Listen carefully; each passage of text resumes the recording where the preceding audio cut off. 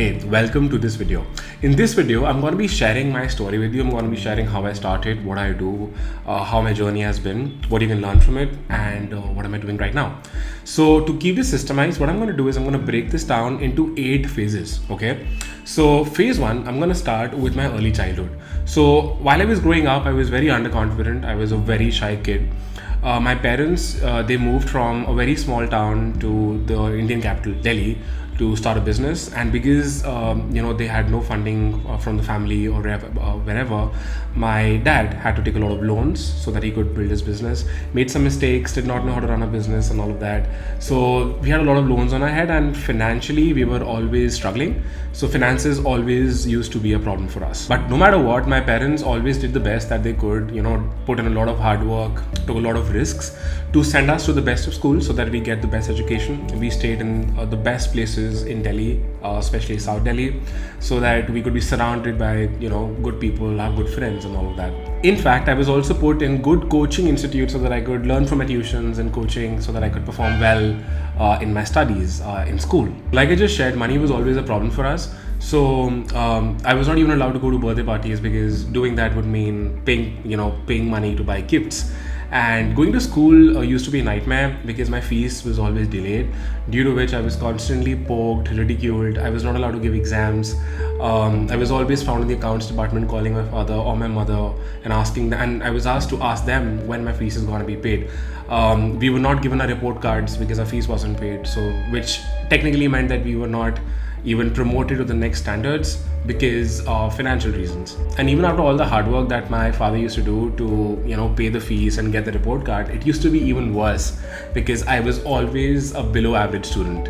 This brings me to phase 2, wherein one day my father made me sit in front of him and he told me how difficult things were financially. Although I knew about it, but he actually sat down and he told me a few things, and he told me that things were really bad financially and how important it was for me to level up in my studies so that I could get good grades, get into a good college, get a good job, and support the family with him. Now, because I was always a below average student, I was put in a coaching institute called AVTE. It's based in South Delhi, and that's where I met my first mentors. Their names are Vipin Sethia and Mukesh Sethia, and they helped me grow from almost being a failure in my studies to almost stopping my school when I was getting done with my 12th standard. Now my goal was very clear, that I'm going to get good grades, I'm going to get into a good college, then I'll get a good job, I'll go for an MBA, I'll get a better job, and so on and so forth. But then engineering happened to me, which brings me to phase 3 of engineering. I still remember the day I entered my engineering college, entering those huge gates. My engineering college was one of the best engineering colleges in Delhi. I got into it, I got a good rank in the IP University exams. My college, I'm from the college called Maharaja Agrisen Institute of Technology, short form's MATE. So I got into the college, but engineering was far away from what I thought it would be. After talking with my seniors and my teachers, I realized that it was so difficult. It was so different from what I used to imagine it would be, and I could not really see myself being placed, being one out of the 300 people being placed in a big IT company, coding and, shifting to Bangalore and doing all of that stuff. And this really got me worried because the plan that I had in mind to support my family, make money and all of that, it was all shattered, and I had to do something about this.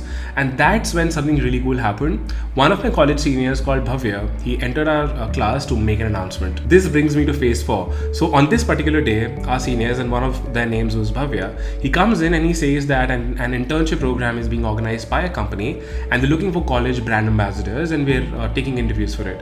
So I applied for it. We went on to that company. We gave an interview. I gave an interview, got selected, and this opened doors to a whole new world for me, the world of internships. This was a time when I was sure that, listen, I don't want to be an engineer. I don't want to code and all of that. I don't want to go for a mass level job. So this was a gold mine of opportunity for me because I could see that there were so many companies offering internships. I could work with them, I could learn from them, I could learn what I would not learn in college, like marketing, sales, finance, all of that.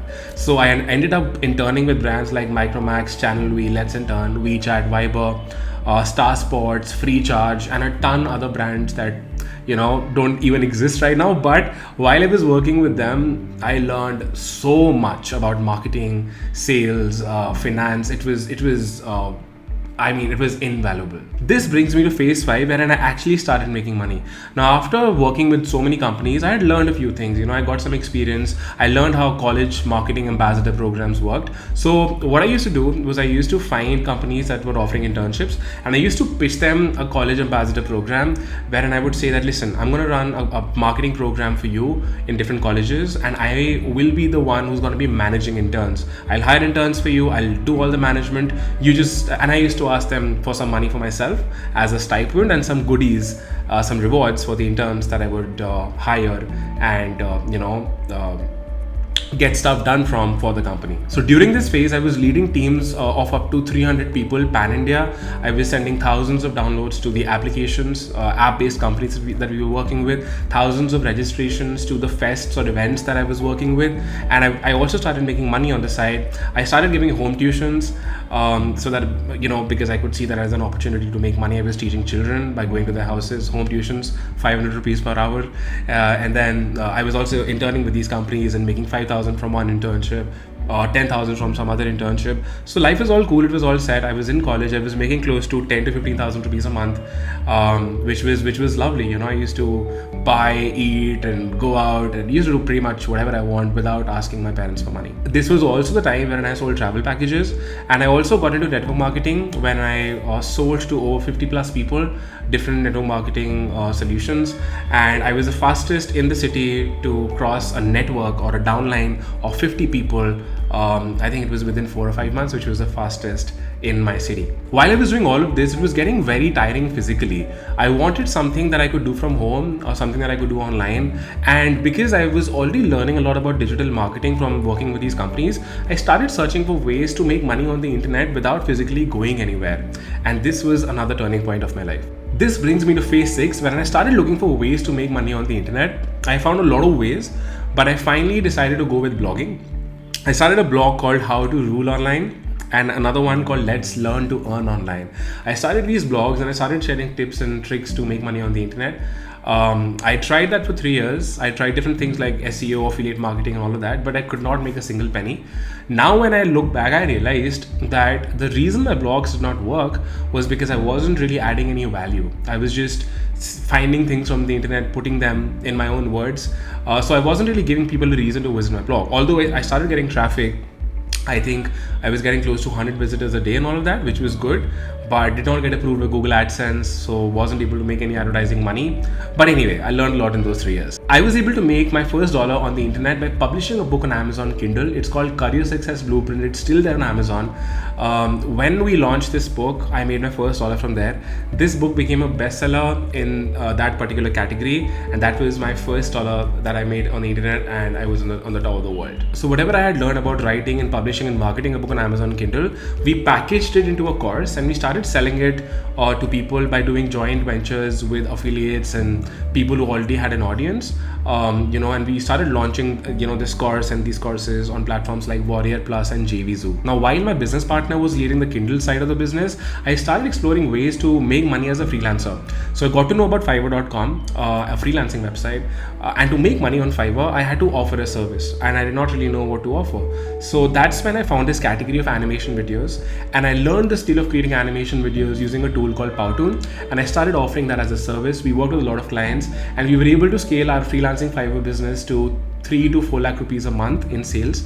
Eventually, we started our animation video business called Blistro Videos, and we ended up working with clients like DHL, Deloitte, Tinder, and a lot of the brands. We were able to scale Blistro Videos to over 70 lakh rupees in revenue in the next 2 years.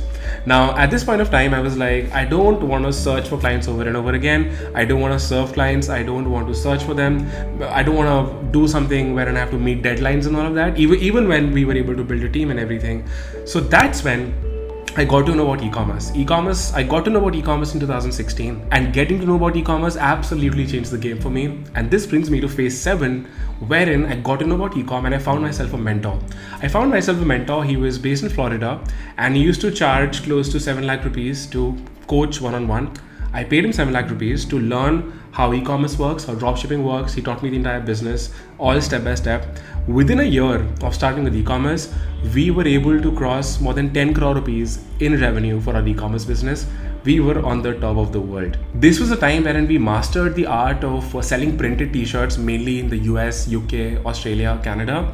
We had done over 30 crore rupees in sales. We did over 30 crore rupees in sales for our dropshipping business, wherein we were mostly selling printed t-shirts in these countries. In the next 4 years, we crossed over 30 crores, like I just shared with you. As the market became more and more competitive, I had to find something which had a higher barrier of entry so that everyone could not copy me, because everyone was copying me. And I wanted to do something which was very unique, something that had a brand voice, something that I could publicly share with people, something that I would be proud about. And that's when my brand Calvin Ross was born. Now, whenever you start an e-commerce brand, you need a product, and you don't have to necessarily start a production, but you can sell other people's products. You can find suppliers and vendors who already have some products, and you can brand them and sell them, or you can also sell them without branding. So instead of finding a new product and a new vendor, I went on to start utilizing my father's expertise in the world of shirting. So my dad has been in the shirts business for over 30 years now, and he understands shirts really well. He's a master at it. So this happened during the COVID times, wherein I thought that what if I start a shirt brand wherein he takes my father and his factory, we utilize that for the production. I understand how marketing works, how branding works, and we'll sell in India and we'll sell in the US. That's when Calvin Ross was born. Calvin Ross has done more than 3 crore rupees in sales in the first year of operations. We currently sell in the US under calvinross.com. We sell in India under calvinross.in. We've got thousands of customers, and we're still currently every single day building the brand month by month. Touch wood. We're seeing growth in terms of revenues, in terms of our profit margins, and in terms of our customers coming back to us more and more to buy more and more from us. Now, this takes me back to the days when I was struggling to make money online. During those days, I used to always tell myself that once I'm able to make this work, I would really tell people, I would really share with the world that how they can start online businesses, how they can make money on the internet. Because being in India, it was a challenge, because most of these people that were making money online were from the US or from other countries. And it was very difficult to find people who were doing that in India. So I thought that once I am able to figure this out, I'm definitely going to share this with the world. And that's when in 2018, we started our e-commerce coaching company. This brings me to the last phase 8, wherein we started an e-commerce coaching company in 2018. It's called brandbuilding.tv, and since we've started, our top clients have done over 40 crore rupees in sales, in revenues combined for their own e-commerce businesses, for their own separate e-commerce businesses that they own. And they started these e-commerce businesses from zero, from scratch, while working with us through our coaching program. Now, presently, I'm growing my brand Calvin Ross, but what takes most of my time, energy, and focus is helping people start online businesses. One way we're doing it is through brandbuilding.tv, where we're helping people start e-commerce brands from scratch. And then there are some other ways that I do that as well privately, like helping people start agencies, starting a coaching business, a course-based business, or a service-based business. I practice this privately with my friends or with people who are connected with me privately. When I look back, I realized that we actually struggled so much. We were not coming with some backing or some startup capital or someone doing online marketing in the family or sorts. We pretty much started from scratch, self-learned everything. In fact, also worked with a lot of mentors. We've paid over 80 lakh rupees plus in mentorship and coaching to learn pretty much everything that I'm sharing with you right now. And when I asked myself that what was the number one thing that I was chasing when I wanted to start an online business, the number one thing was freedom. Freedom in terms of time, location, and money. Freedom to travel with my wife, with my family, with my friends, and with my loved ones. Freedom to wake up whenever I want. Freedom to work from wherever I want. Freedom to spend as much time as I want with my wife, with my family, and with my friends. And of course, the freedom to buy the stuff that I really need or I really want. And overall, the freedom to build the life that I always wanted. So finding freedom is what my journey has been all about until now. So the things and learnings that I share here on YouTube or on my Instagram or on my Facebook, I intend to help people get closer to freedom. Now, freedom could have a different definition for everybody, but I truly believe that building a successful online business really gives you freedom. and it can really help you craft the life that you want. A life wherein you've got money, wherein you've got time, wherein you've got location independence, wherein you can actually carve out a lifestyle that you always wanted, something that you really want. In fact, what I'm really grateful and proud about is that all these years we've not just build businesses for ourselves, but we've also been able to help other people build businesses like animation video businesses, book-based businesses, agency-based businesses, and of course e-commerce businesses. In fact, so many of our friends today are also in the coaching space or the creator space or the service-based sector, wherein they're making a ton of money running their own online businesses. To continue learning how to get closer to freedom and to build the life that you want through building an online business, you can continue consuming my content on social media, be it here on YouTube or Instagram, or anywhere else that I'm active on right now. Or what you could do is you could sign up for one of our paid programs wherein we personally and privately and closely help you get closer to freedom. My biggest learning all these years has been one thing. That one thing is that you must never stop chasing your dreams. You must never stop taking action. You just got to be clear about where you want to get, and then success or your journey is not going to be this way. It's going to be this way for sure.